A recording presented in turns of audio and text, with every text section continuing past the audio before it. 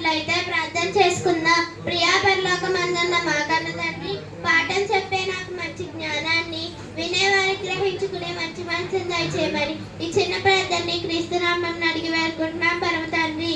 ఆమేన్. నా పేరు చావా శ్రావ్య. నేను 6వ తరగతి చదువుతున్నాను. నేను చెప్పబోయే పాఠం పేరు ఆదికాండం గురించి 10 వాక్యములు.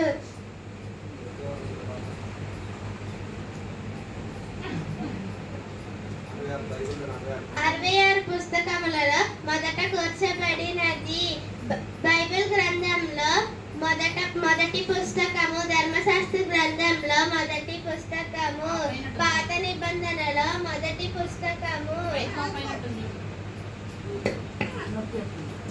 బైబిల్ గ్రంథంలో మొదటి పుస్తకము, ధర్మశాస్త్ర గ్రంథంలో మొదట పుస్తకము, పాత నిబంధన గ్రంథంలో మొదటి పుస్తకము. ఆదికాండము అంటే ఆరంభము అని అర్థం. ఇది మోషే గారు రాసినది.